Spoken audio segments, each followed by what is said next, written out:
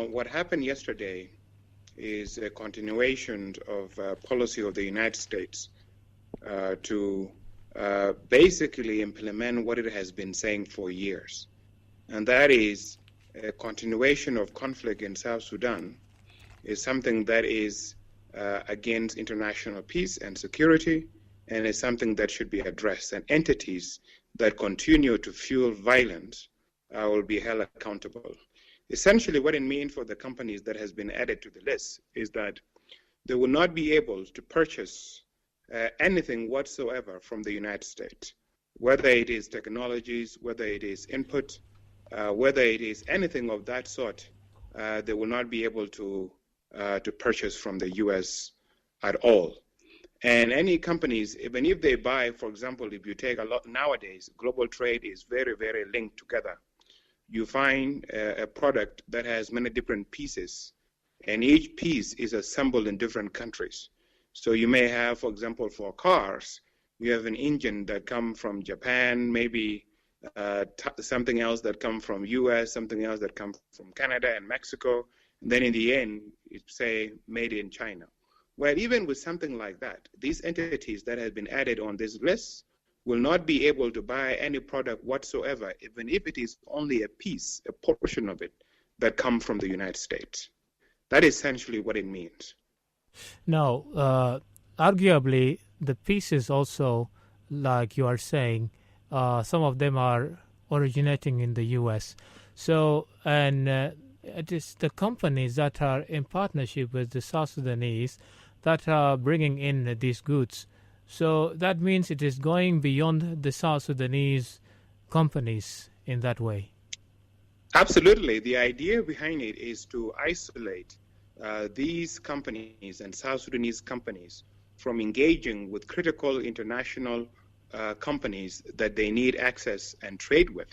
Because these other companies, they have a much more linked to the global market. And you know very well, the global market is largely controlled by the United States.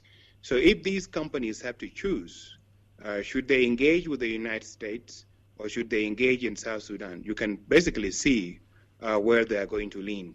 And also, I mean, this is going to affect companies like CNCP, Petronas, and the Indian and the Indonesian and Kuwaiti companies that have shares in the South Sudanese business and oil industry.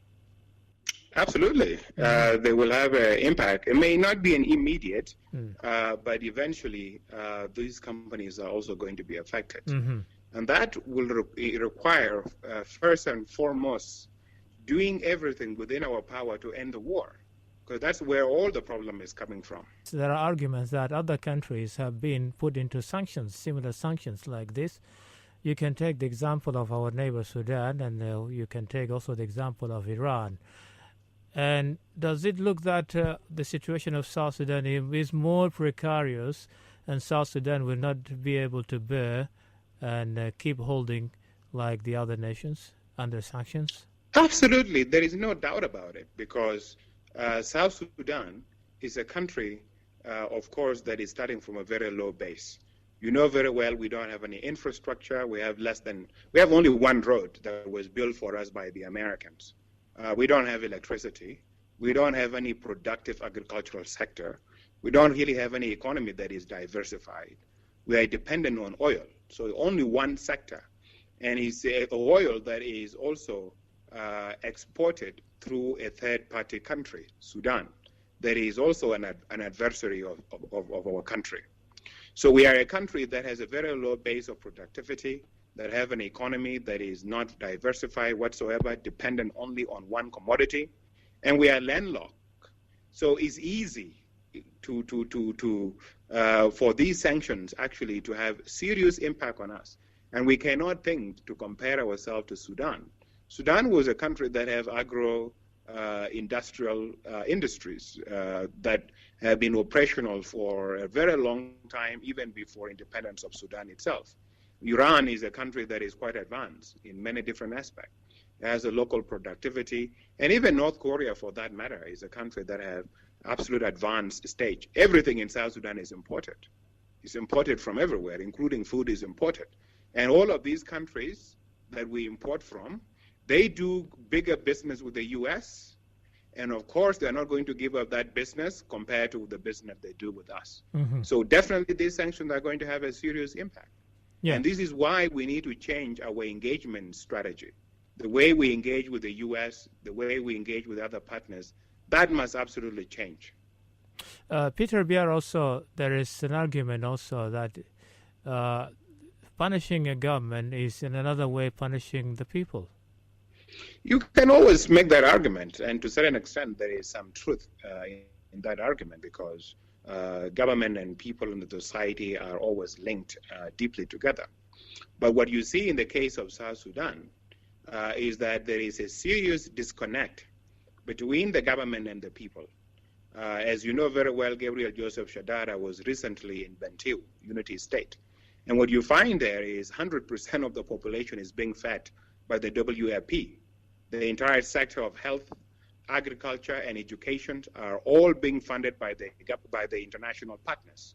The government is not doing anything whatsoever. The government is not providing any services to the people. The government is only providing salaries to its employees, but is not really fulfilling its social contract to the people.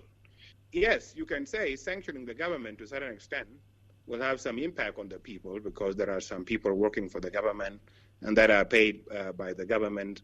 But in our case, people go for a month without being paid. Diplomats have now worked in some countries like the U.S. for years without being paid. We have essentially soldiers that have gone for a month without being paid. So the impact on the people is going to be very limited. And essentially, you have a government that is not delivering education, that is not delivering health, that is not providing agriculture to the population.